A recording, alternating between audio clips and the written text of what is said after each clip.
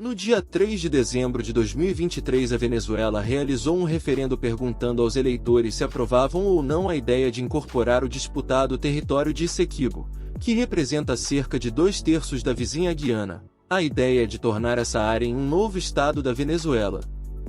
Segundo as autoridades eleitorais da Venezuela, mais de 95% dos entrevistados aprovaram a ideia.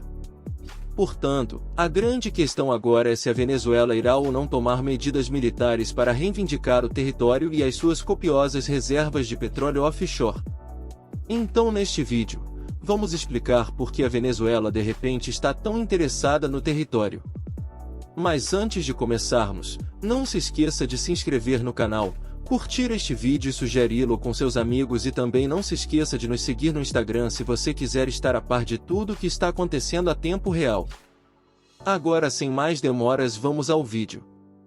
Desde o século XIX, a Venezuela e a Guiana têm discutido sobre Essequibo, 160 mil quilômetros quadrados de densa floresta tropical que fica a oeste do rio Essequibo, na Guiana. Tal como acontece com muitas disputas territoriais, as origens do desacordo residem na era colonial, quando os holandeses entregaram a Guiana aos britânicos em 1814. Eles não definiram adequadamente a fronteira ocidental da área, mas a Grã-Bretanha administrou efetivamente a maior parte de Essequibo em 1840, porém os britânicos redesenharam o mapa de modo que seu novo território incluía a totalidade de Essequibo, e a Venezuela respondeu reivindicando também toda a área. Então, em 1899, o Tribunal de Arbitragem Internacional decidiu em grande parte a favor do Reino Unido. Mas embora a Venezuela tenha inicialmente aceitado a decisão, em 1962 mudou de ideias rejeitando esta decisão.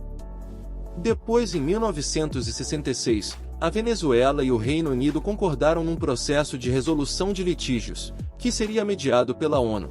E quando a Guiana se tornou independente, pouco depois assumiu a responsabilidade por estas negociações. Pelos próximos 60 anos ou mais, a Guiana continua a administrar o território e, embora a Venezuela não tenha retirado formalmente a sua reivindicação sobre o território, basicamente deixou a Guiana em paz. No entanto, a disputa recomeçou no final da década de 2010, depois da descoberta de petróleo na costa da Guiana, especialmente em torno de Essequibo. Essa foi a primeira descoberta significativa de petróleo da Guiana, foi feita pela ExxonMobil em 2015. E desde então, o pequeno país sul-americano tornou-se um hotspot petrolífero após uma série de novas descobertas. E como resultado, a Guiana tem agora reservas estimadas em mais de 11 mil milhões de barris, a quarta maior reserva per capita em qualquer parte do mundo, perdendo apenas para o Kuwait, Catar e dos Emirados Árabes Unidos. Como resultado, a Guiana produz atualmente aproximadamente 40 mil barris de petróleo por dia, mas espera aumentar a produção para 1,3 milhões de barris por dia até 2027. O que a tornará um dos 20 maiores produtores de petróleo a nível mundial.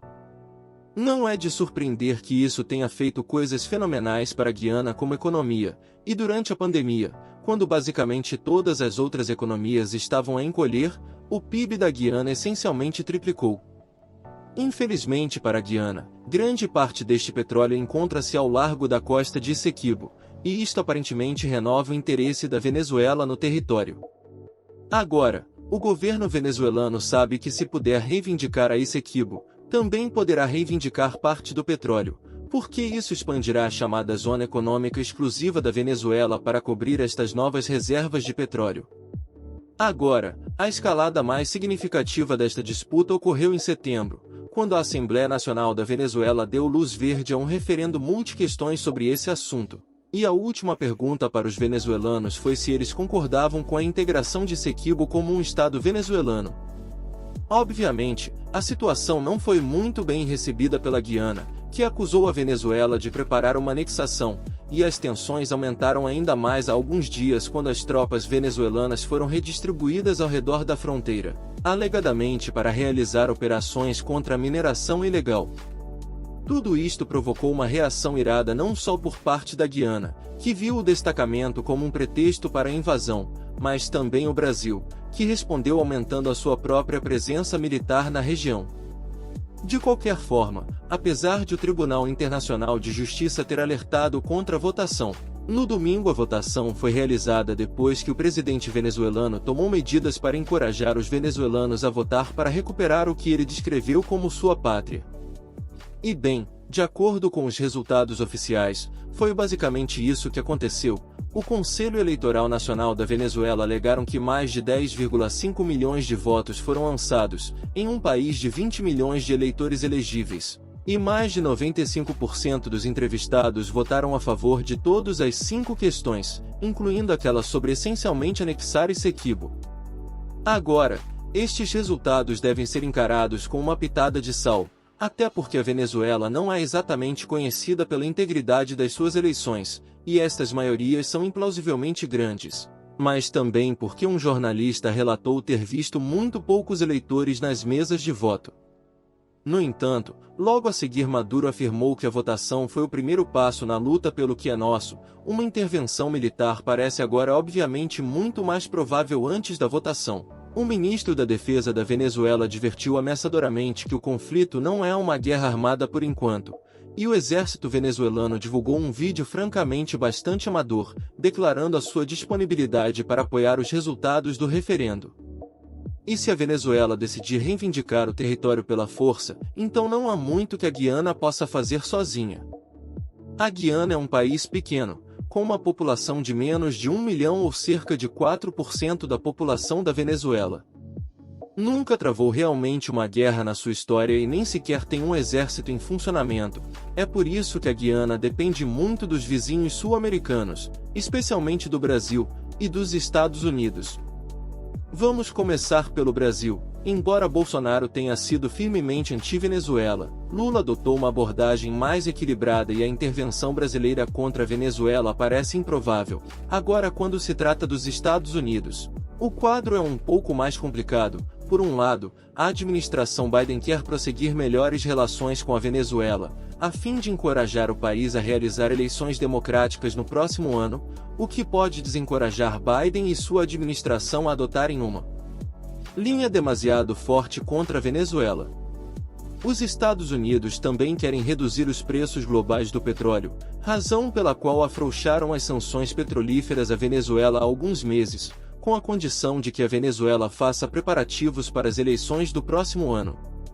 Por outro lado, os Estados Unidos têm historicamente demonstrado estar bastante dispostos a intervir na América do Sul para defender os seus interesses estratégicos. E no domingo, um representante do Exército dos Estados Unidos descreveu a Guiana como um importante parceiro democrático.